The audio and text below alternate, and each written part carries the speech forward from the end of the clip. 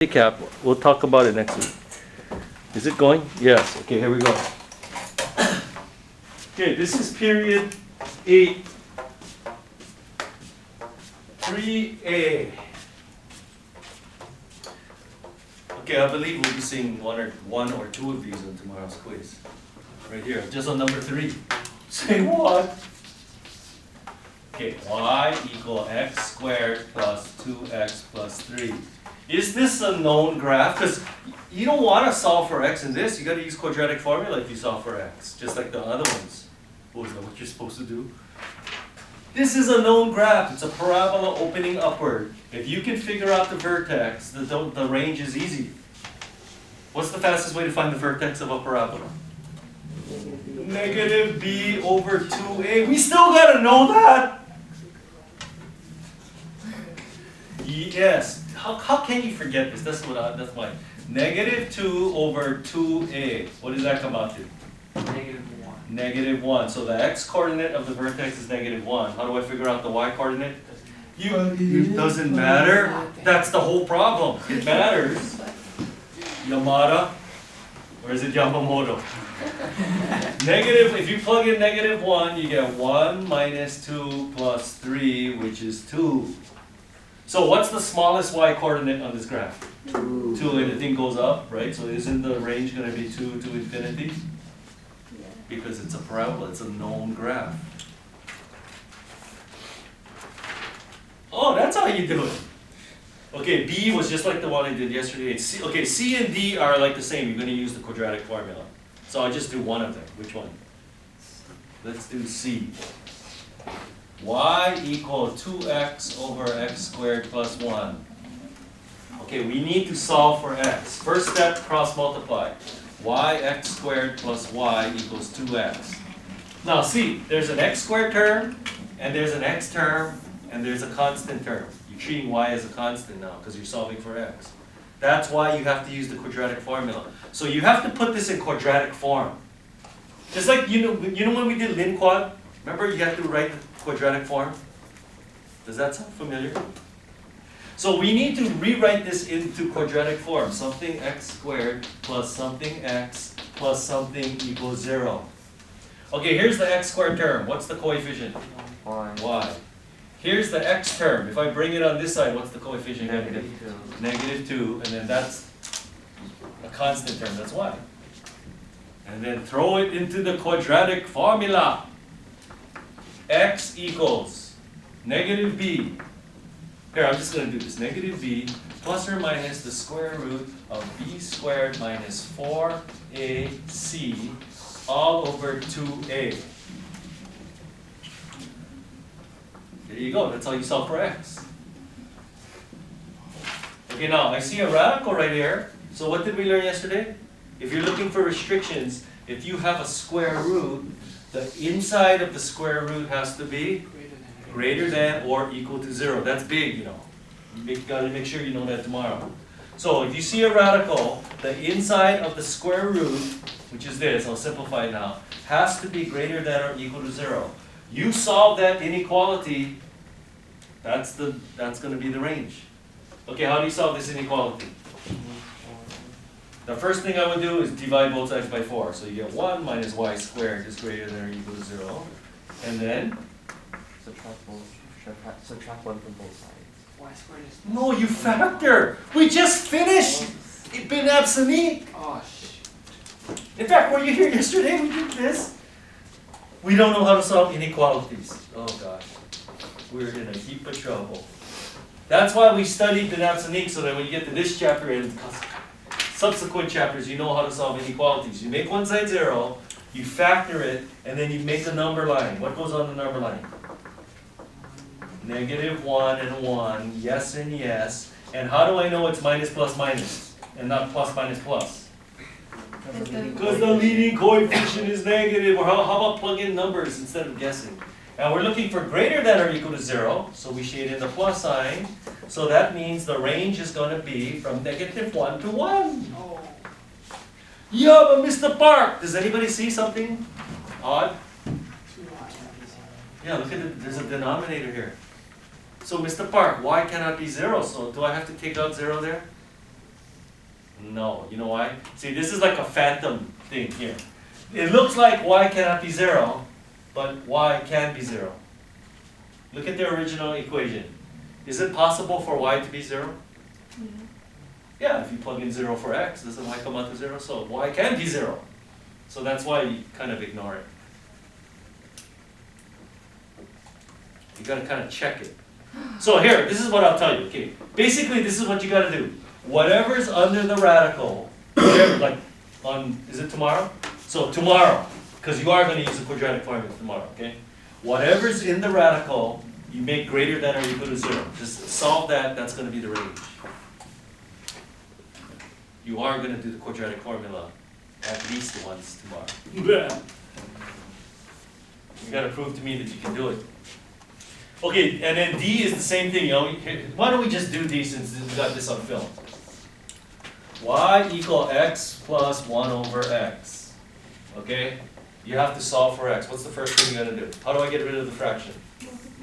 Multiply through by x. So you get xy equal x squared plus 1. Now you want to put this in quadratic form, right? So you want it, here, let's just make this side 0 then. X squared minus xy plus 1. So you want to, if it's going to help you do this, then something x squared plus something x plus 1. Here's the x squared term. What's the coefficient? 1. Here's the x term. What's the coefficient? Negative 1. Negative y, and there's the constant, which is 1. Here, this is the simplest way. Instead of using the quadratic formula, why not just go with the discriminant? B squared minus 4ac got to be greater than or equal to 0. How's that? No, let's just write it out. So x equals negative b plus or minus the square root of b squared minus 4ac all over 2a.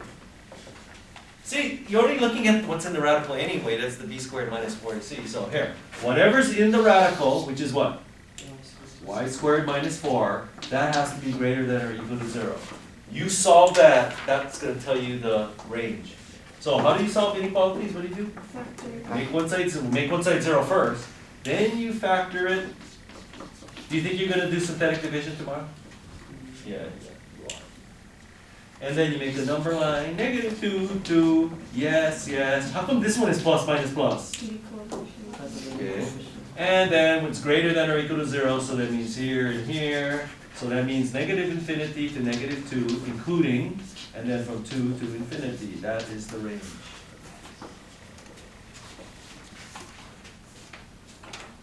Okay, next. Let's keep on going.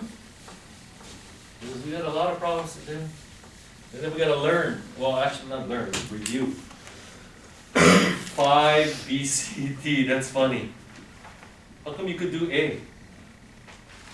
X squared plus 1. Okay, it says draw the graph of a continuous function such that B, it's odd. Okay, what does odd mean to you?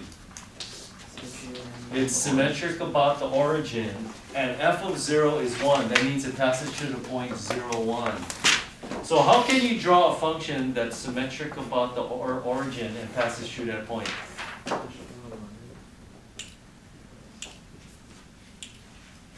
Okay, no. So draw a line, Lee. What does the line look like? Draw a line on the x or y, on the y-axis. But then that's not a function. It's got to pass the vertical like this. The answer is no can.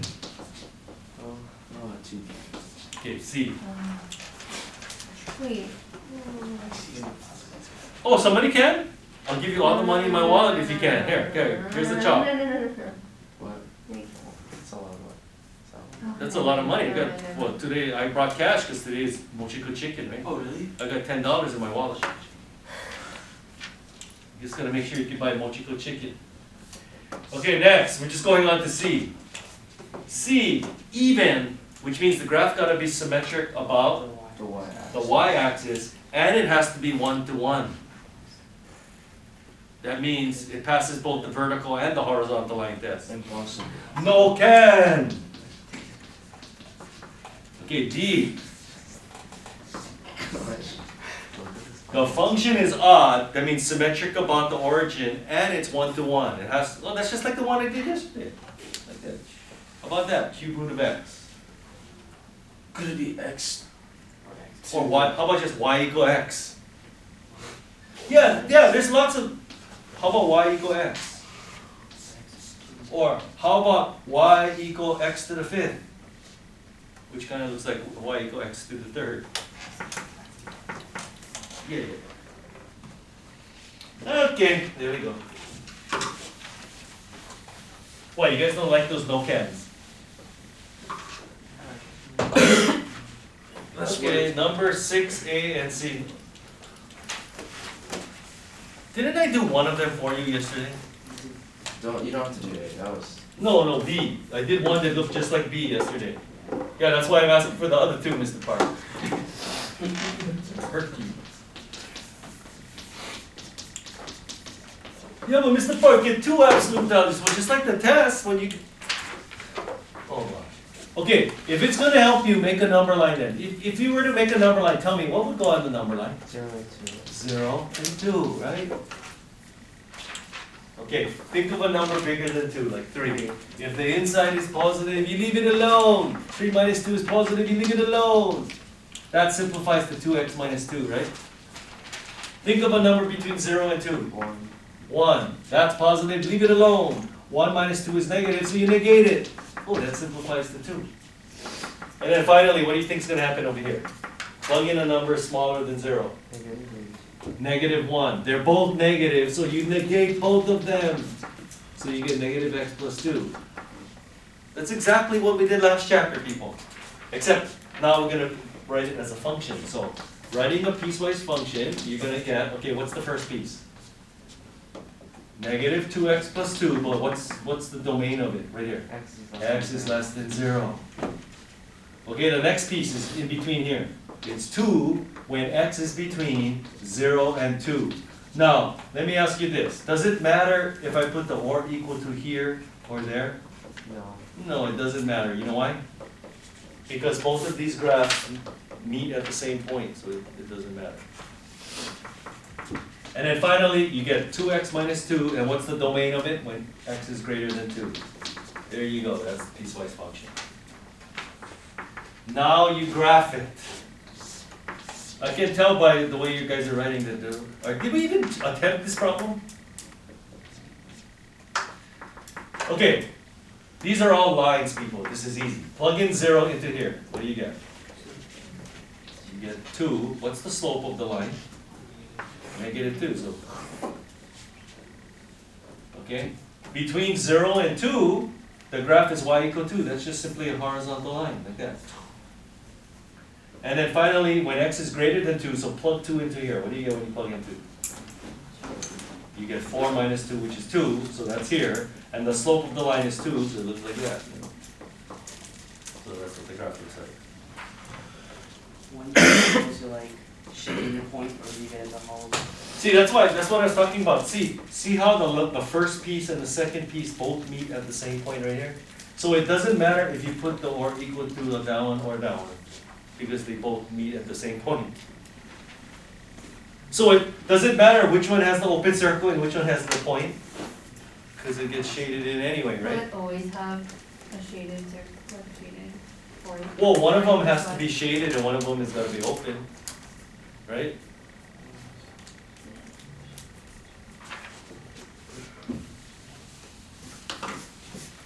Okay, and then C. How many people got C? Did you draw the graph correctly too?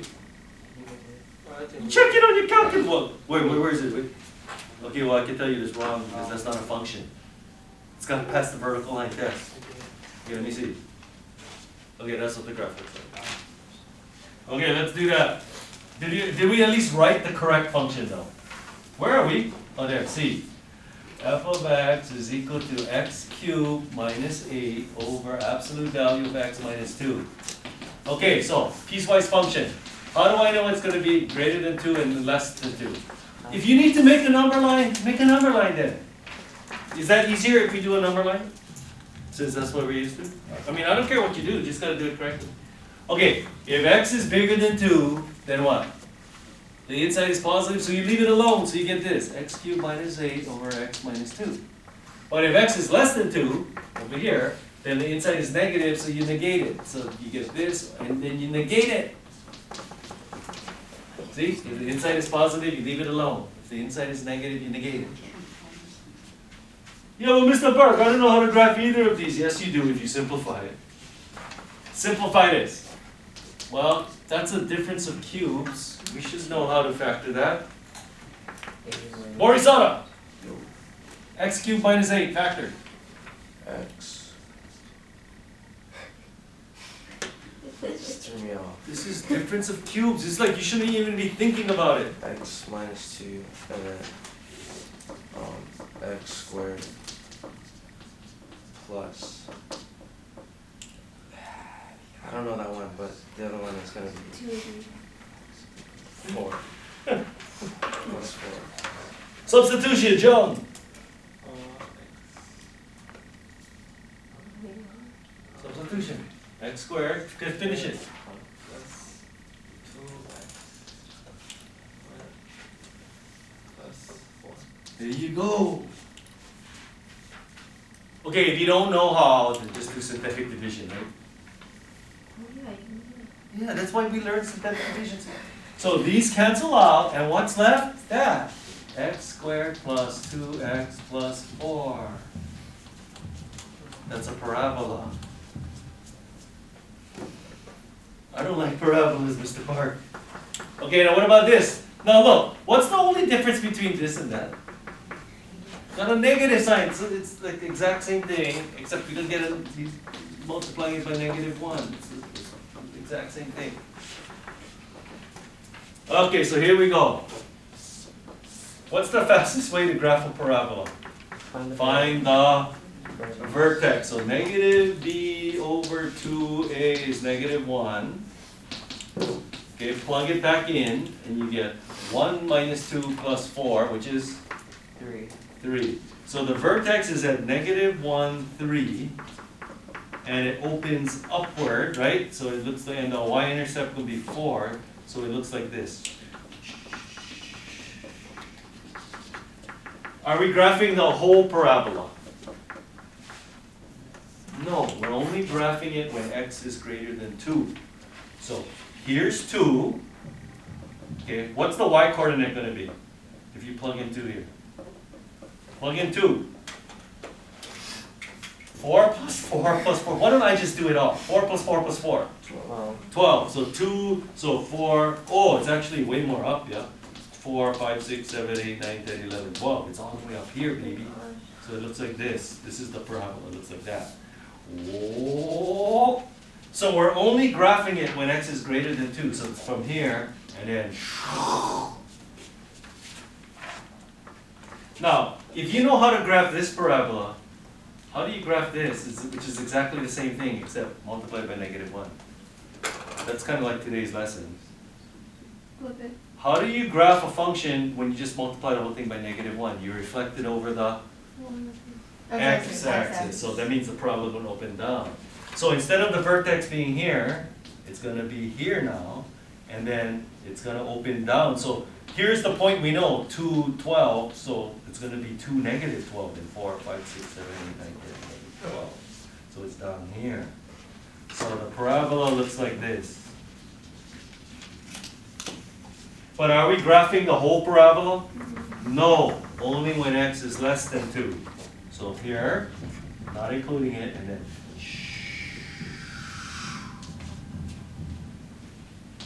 there you go. That's what the graph looks like. Please don't give me parabola tomorrow, Mr. Park. Can you keep it lines? Maybe.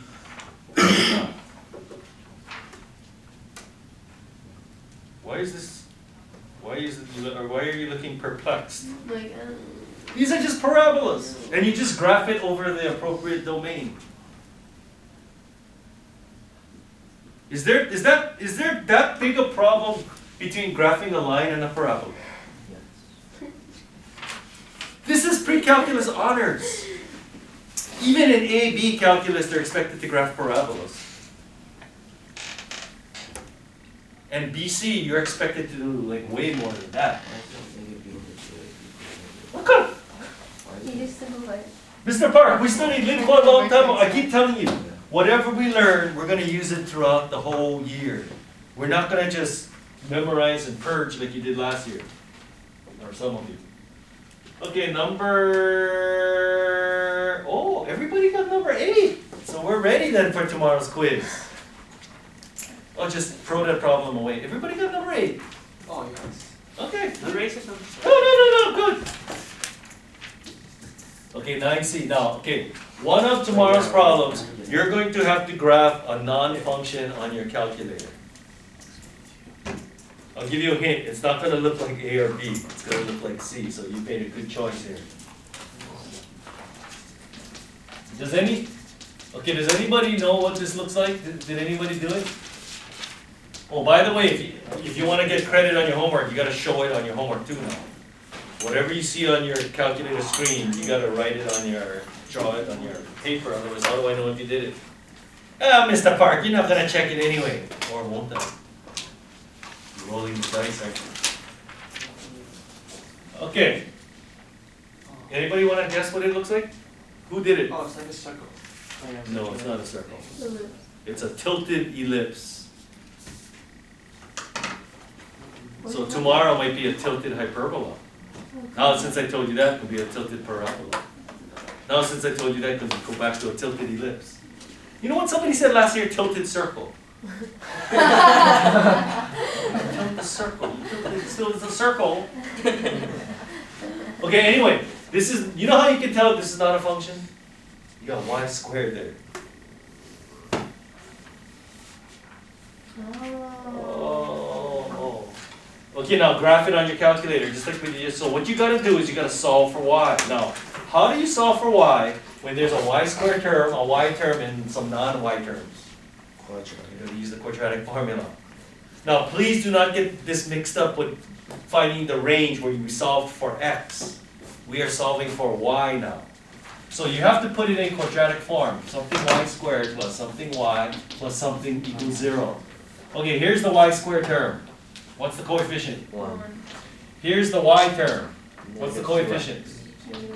And then everything else is the constant term. So this would be 3x squared minus 4. Throw this into the quadratic formula.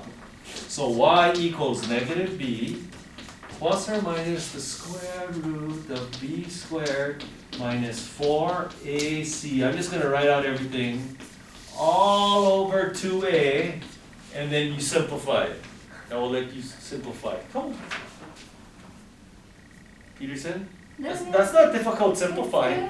It's not difficult simplifying. Okay, I'll do it for you then, because some of you are going, wow! 2x plus or minus. Okay, if you multiply out what's in the radical, you get 4x squared minus 12x squared plus 16. So square root of 16 minus 4x squared all over 2. But then, Wait, isn't it minus 8x squared? yeah, it is. Just check the video. Okay, anyway, you can simplify the radical by Factor down. take out a 4, and then it comes out as a 2, right? So factor out a 4, 4 minus 2x squared, and then the 4 comes out as a 2 though, right? Yeah. And some of you are, I cannot believe what you guys do with it. Cancel this 2 and those 2. You can't do that, people. You can only cancel factors. So if you factor out the 2 from both of them, then you can cancel it. So you're just going to get x plus or minus the square root of 4 minus 2x squared. 2. There you go. That's how you solve for y. And you guys better practice this if you want to be able to do it tomorrow. Tomorrow? Yeah, you can complete the square, but what if it's like more complicated than this tomorrow? Yes, you can complete the square, but that's the same thing. Quadratic, I don't know if you know this, but the quadratic formula is simply a formula for completing the square. Say what, girlfriend? Okay, so this is what you do on your calculator. Y1 is equal to the one with the plus sign. So this is what you punch in on your calculator. Don't worry, Mr. Park, I'm going to clutch up tomorrow. Y2 is equal to the one with the minus sign. like that. So this will graph the upper half of whatever the graph looks like. This one will graph the lower half of whatever it looks like. You put them together and you get the whole graph. And then tomorrow, whatever you see on your screen, like I have a thing here. This is what you're going to see on you. So whatever you see, I don't know, like whatever it is, tilted ellipse, make sure you draw it kind of accurate. So it doesn't have to be super accurate. It's got to be tilted at the right angle. That's what I'm looking for. Like, is it like this, or is it more like that, or is it this way? Or, you know what I'm talking about? But then it might not be an ellipse tomorrow. Tomorrow might be hyperbola, or it might be a parabola. Whatever you see in your screen, that's what you draw there. This is on tomorrow's quiz. Okay? You even have to ask. So if I were you, I just don't just copy it down. I practice this. Especially if we need a big number. You know what? I see a lot of copy today. If I were me, I'd go home and maybe I might do the whole worksheet again on my own. But that's just me. And if I don't know, number 10, difference quotient. Okay, there is a difference quotient problem tomorrow. Oh boy, here we go. F of x is equal to x to the nth power. Find f of x plus h minus f of x over h. Okay, this is the difference quotient. All that's going to change tomorrow is this. What's going to be there tomorrow? X to the 1/3. Well, if you can do nth power, you should be able to do any power, right? I don't know. Okay, so f of x plus h means substitute x plus h into the function. So you get x plus h to the n. Minus f of x, which is given. And then you divide the whole thing by h. Okay, now you gotta simplify this. Do we know how to expand x plus h to the nth power? Yes, because we just learned the binomial theorem, right? So how do you expand x plus h to the n? X to the n plus n. The power of x goes down by 1, the power of h goes up by 1. Plus n. n minus 1 over 2 factorial. The power of x goes down by 1, the power of h goes up by 1. Plus dot dot dot goes on forever, right?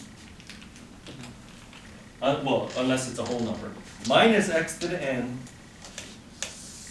all over h. This cancels that. Can I factor out a h on the top and cancel it with h on the bottom? Yeah, so if I do that, what's the final answer? N x to the n minus 1 h plus n minus 1 over 2 factorial x to the n minus 2 h. No, this h canceled out, fool. Plus dot dot dot.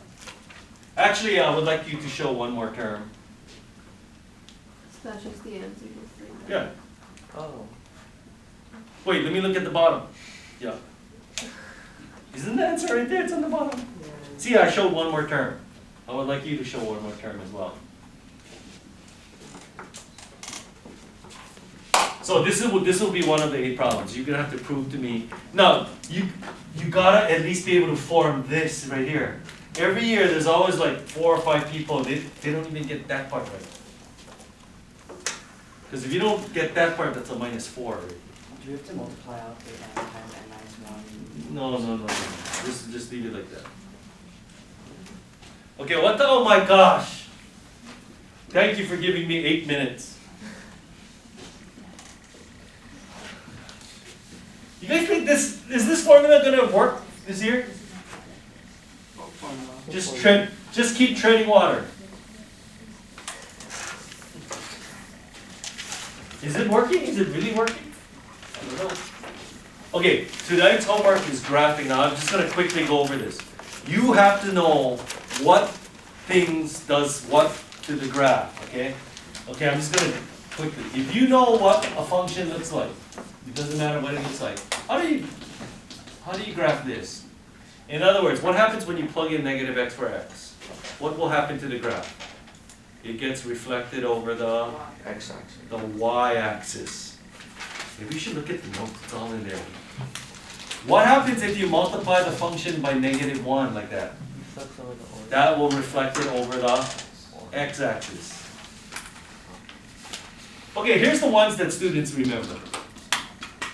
What if you substitute x plus 1 for x into the equation? What's going to happen to the graph? It shifts 1 to the left. You got to know this on the SAT also, you know. What about this? This will shift the graph 2 to the right. What about this? This will shift the graph 3 to the up. And this will shift the graph 4 to the. Now, how come you remember those? Yeah. Oh, yeah, exactly. All of these need to be nailed into your head.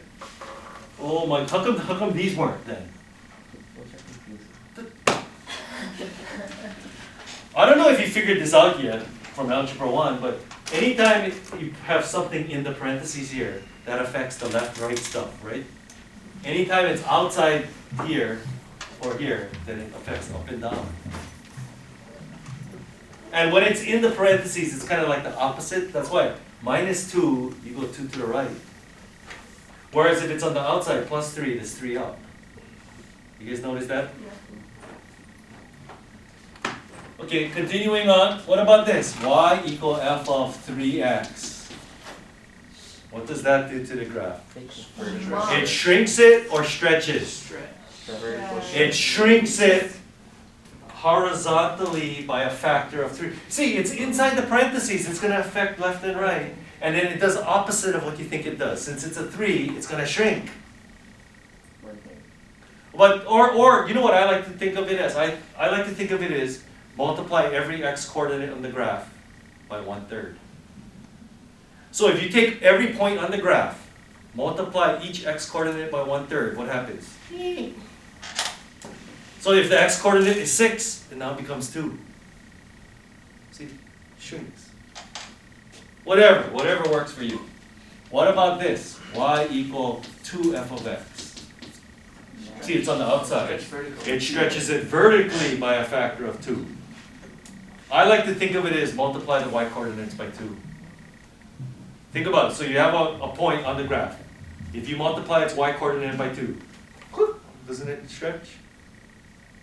That's why I wrote in the notes, multiply the y coordinates by 2. What about this? Y equal f of x over 4. What does that do? Stretches it by 4. It stretches it horizontally by 4. I like to think of it as multiply the x coordinates by 4. But whatever works for you. What about this? 1/3 f of x. Squishes it. That shrinks it vertically by 3. Sits on it. What? You know what some people told me last year? They go like this. They go, it stretches it by 1/3. That's what they said last year. It stretches it horizontally by 1/3. That's just weird. It shrinks it by a factor of 3. Oh my goodness. Okay, what about this one? What about you have a function and you put absolute value around the whole thing? What does that do to the graph? Everything's positive. Reflects it over the Everything below the x-axis gets reflected above. So in other words, if the function looks like this, let's just make up something, parabola. If you have to graph this, everything below gets reflected above. Students seem to remember that one. But then, students, I don't know why, but what happens when you just substitute absolute value of x for x though? Erase everything before that. Oh! So you did learn it last year then? Of course you learned it. So, if you have to graph this, what you do? Erase everything to the left of the y-axis, keep and reflect the remaining portion about the y-axis. That's what this does. What? must have. Like the volcano graphs. But it's not always going to be that. It just depends what the original graph is. Is that the way you guys generalize? Volcano. It was a W. mustache graph. Mustache. But then, it just depends on what the original graph is. Oh my gosh. What are we dealing with there?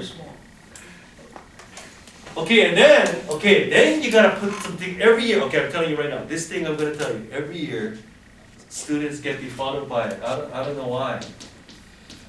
So this is like a combination of two things you gotta do. Okay, I'm gonna tell you right now, on Tuesday's quiz, this is gonna be on there. I'm gonna give you a graph. Of course, I'll give you some simple ones, but then you're gonna have to do this. 2 to the left and Okay, there's two ways of thinking about it. One way is you can think of it like this, Let's do it like that. yeah. or you can think of it as factor out the negative sign and get x minus 2. No. So the first one. Really? Yeah, You sure? yeah. Yeah. Okay, so there's two things going on in this. Okay, if you think of it this way, there's two things going on. One is you're going to reflect it over the y-axis, and then x plus 2 is shifted 2 to the left. But which one do you do first? The reflection. Go to the left. The reflection. Yeah, reflection. Reflection. Every year, it's the same thing. You guys do it wrong every time. Which one is done first? The X one, the one that deals with the X. The reflection. No, you shifted 2 to the left first, and then you reflect it over the y-axis. What? Now, if you do it this way, if you think of it like this, negative x's reflect over the y, and that shifts it 2 to the right. Which one is done first?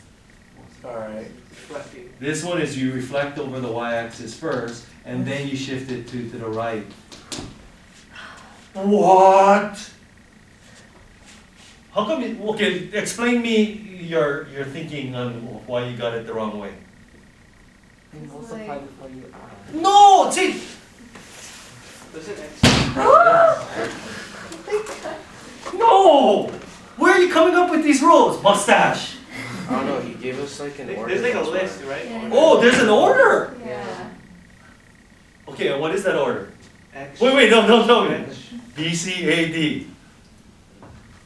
Yeah. But that's only in certain situations. BC. That only, yeah, I don't even deal with that, okay? You just do what needs to be done. That's what I'm telling you to do. You do it in the order that needs to be done. We'll talk about more of that later, because we took too much time. Okay, so tomorrow, this is it. This is the quiz right here. Odd, even, find domain range. Oh my goodness. I thought we were gonna finish early. I thought wrong. You guys better start kicking it up a notch. Okay, see ya.